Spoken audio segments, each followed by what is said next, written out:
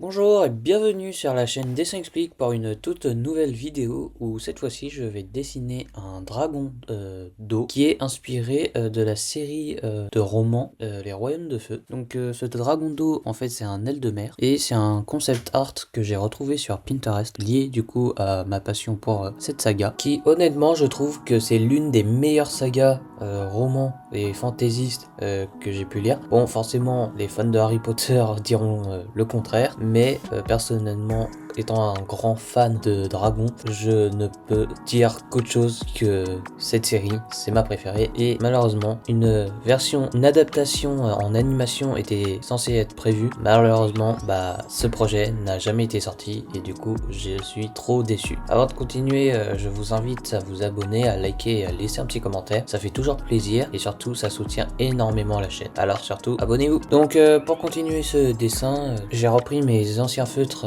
enfin mes tout nouveaux feutres AO, donc les aqua marqueurs. Donc je les trouvais très doux au niveau du toucher et surtout je trouvais qu'ils allaient avec le thème étant donné que je fais un dragon de mer, donc je trouvais ça plutôt logique d'utiliser des feutres AO. Ne cherchez pas à comprendre ma logique, j'ai fait un lien et je trouvais ça amusant du coup d'assembler les deux thèmes différents. Enfin c'est pas vraiment des thèmes mais bon vous m'avez compris quoi. J'ai pas vraiment les mots là. Pour parler de la phase un peu plus technique de mon dessin, donc j'ai d'abord réalisé le croquis à la main et au crayon de bois. À la main c'est plutôt logique, mais au crayon de bois ça c'est sûr, avec le modèle sous mes yeux. Et ensuite j'ai joué avec des feutres aqua marqueurs. Donc les feutres aqua marqueurs c'est un peu comme les feutres alcool. Sauf que tu dois être beaucoup plus rapide au niveau de ton crayonné parce que du coup l'eau sèche beaucoup plus vite que l'alcool, ce qui fait qu'il faut vraiment réaliser la colorimétrie le plus rapidement avant que l'encre sèche, parce que si tu superposes de l'encre humide, enfin si tu rajoutes de l'encre humide déjà sèche, eh bien on va avoir une différence de nuance de couleur juste avec le même crayon. Et comme vous pouvez le voir ici, je vais utiliser quasiment que 2-3 crayons bleus pour le dragon et j'ai juste fait l'oreille avec un feutre alcool parce que je n'avais, et du coup j'ai juste fait les boucles d'oreille avec un feutre normal parce que je n'avais pas de feutre aqua marqueur jaune. Donc j'utilise juste un aplat au début et puis comme les feutres me le permettent, je rajoute à chaque fois des superpositions de couleurs pour réaliser les ombres du dragon et je laisse au plus clair pour faire les reflets. Étant donné que mon dragon est un dragon de mer, j'utilise mon pinceau, mon crayon le plus foncé pour réaliser ses bronchies pour qu'il puisse respirer sous l'eau. Enfin, j'utilise mon bleu le plus clair pour faire de la transparence et pour réaliser sa nageoire caudale. À présent, je vais vous laisser regarder la suite de cette vidéo tout seul et on reprendra les explications plus tard, enfin plutôt après.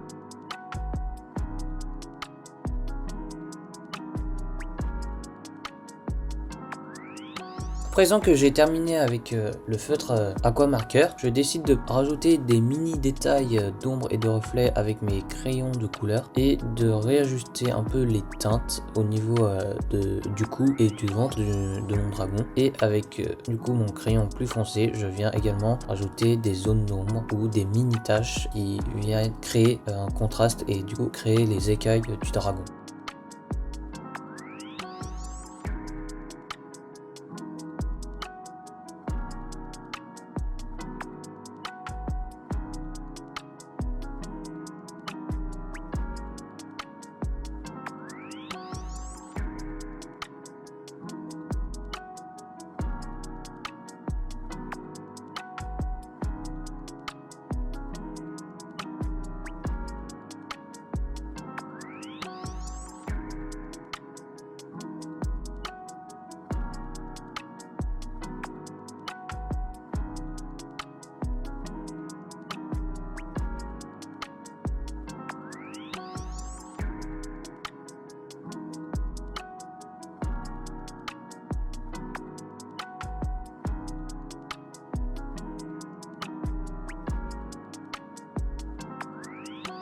Une fois que j'ai utilisé mes crayons Bic pour rajouter les mini détails restants, je utilise du coup maintenant mes feutres Bic pour la pupille de l'œil.